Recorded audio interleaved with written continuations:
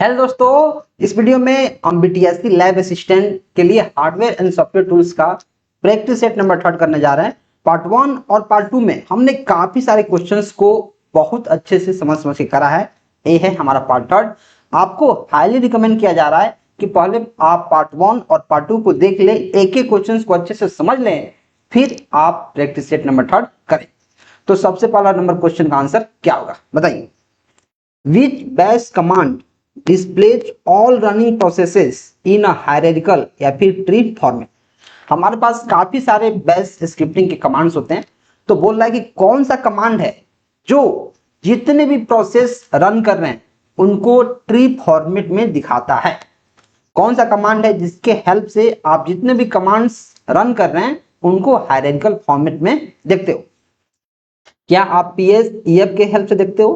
PS मतलब process status, EF मतलब all details, जो प्रोसेस के स्टेटस के बारे में दिखाता है। तो क्या ये हायरार्किकल फॉर्म में दिखाता है? नहीं, ये हायरार्किकल फॉर्म में नहीं दिखाता है। क्या टॉप कमांड दिखा देगा? देखो, जो टॉप कमांड होता है वो क्या करता है, रियल टाइम में, जैसे सीपीयू, मैं यहां लिखता हूं हमारे पास रियल टाइम में सीपीयू हो गया, मेमोरी हो गया, सीपीयू मेमोरी या फिर जो रनिंग प्रोसेसेस हैं, रनिंग प्रोसेसेस उनकी मॉनिटरिंग करता है। उनकी क्या करता है? मॉनिटरिंग। जो टॉप कमांड है वो क्या करता है, रियल टाइम में सीपीयू मेमोरी और रनिंग प्रोसेसेस को मॉनिटर करता है। पीएस ट्री, जो पीएस ट्री है, पीएस ट्री वह कमांड क्या करता है, सारे रनिंग प्रोसेसेस को ट्री के फॉर्मेट में दिखाता है। आंसर क्या आ जाएगा? सी। जॉब्स क्या है सर? जॉब क्या करता है, जो बैकग्राउंड में जॉब चल रहे हैं, जो बैकग्राउंड में जॉब चल रहे हैं, करंट सेल के बैकग्राउंड जॉब्स को दिखाता है। जो जॉब्स कमांड क्या करता है, जो अभी करंट में सेल है उसके अंदर जो बैकग्राउंड में जॉब चल रहे हैं उनके बारे में बताता है। तो आंसर क्या हो जाएगा? C. Next, which Windows command line utility is primarily used to repair corrupted system files by comparing them with the Windows component store. Windows में जो करप्टेड सिस्टम फाइल्स को कंपोनेंट स्टोर से कंपेयर करके repair करने के लिए मुख्य रूप से कौन सी यूटिलिटी उपयोग की जाती है? क्या चेक डिस्क, क्या जो चेक डिस्क है इसके हेल्प से हम करते हैं, CHK DSK, इसको बोलते हैं चेक डिस्क। चेक डिस्क, तो क्या जो चेक डिस्क होता है वह करता है इस फंक्शन को? नहीं, चेक डिस्क नहीं करता है। क्या DISM करता है? DISM मतलब deployment image servicing and management. अगर मैं यहाँ इसका फुल फॉर्म लिखूं, डायरेक्ट फुल फॉर्म भी इसका पूछा जा सकता है, deployment image servicing and management. ठीक है सर। SFC मतलब system file checker. Corrupted file को रिपेयर कौन करेगा? जो फाइल को चेक करेगा। आंसर क्या हो जाएगा? SFC मतलब सिस्टम फाइल चेकर। अगर मैं इसका फुल फॉर्म लिखूं, यहां हो जाएगा सिस्टम, फिर फाइल, फिर चेकर।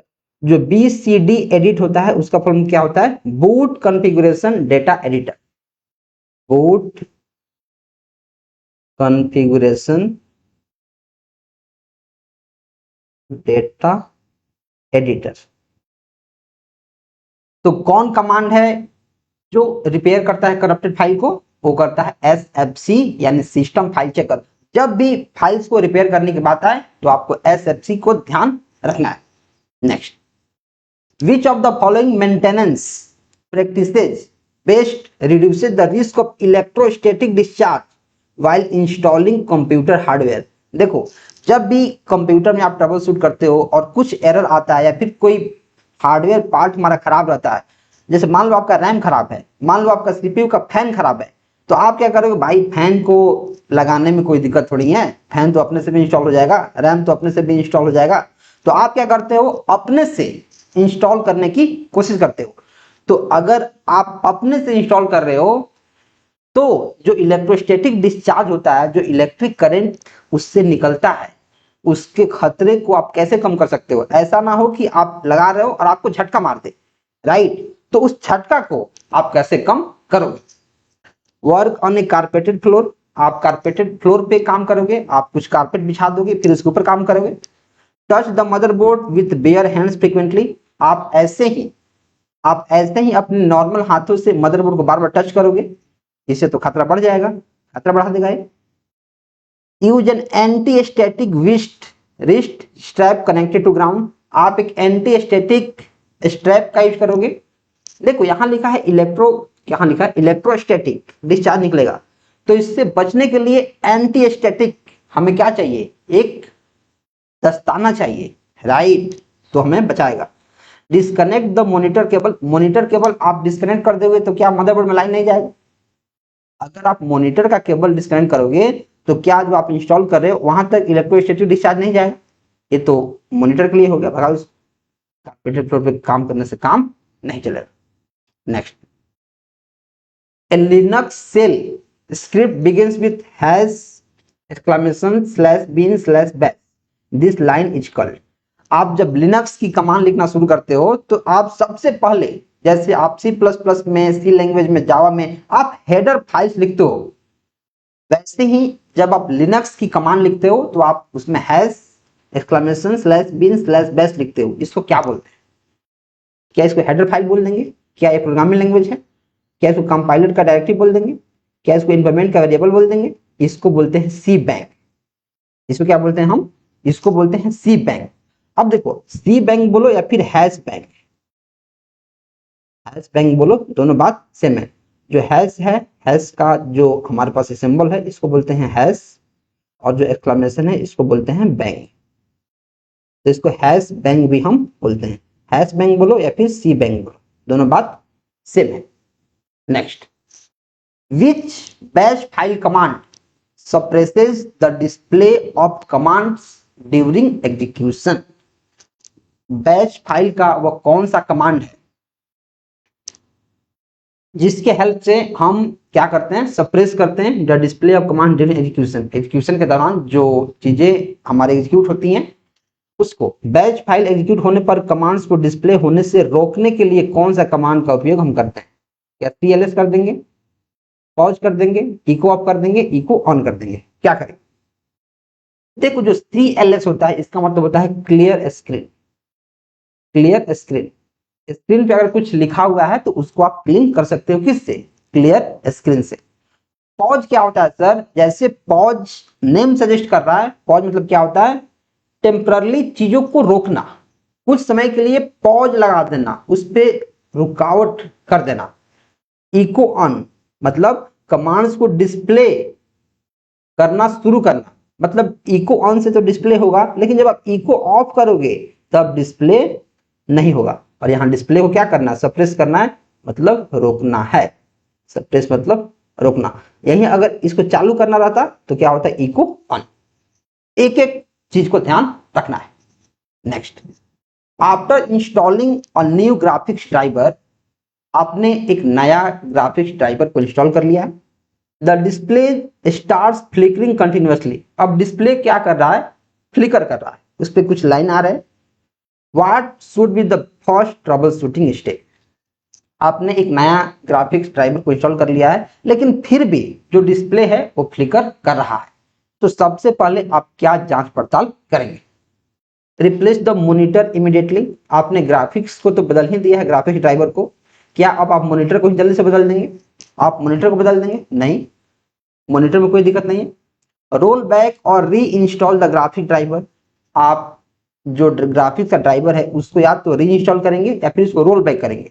मतलब रोल बैक मतलब क्या होता है? सर, हमने नया ड्राइवर को अपडेट कर दिया है और यह ड्राइवर हमारा काम नहीं कर रहा है, तो इसके पिछले वर्जन में जो ड्राइवर था वो तो सही काम कर रहा था, हमने उसको अपडेट किया है, तो हम क्या करेंगे? रोल बैक कर देंगे। रोल बैक करेंगे तो क्या होगा सर?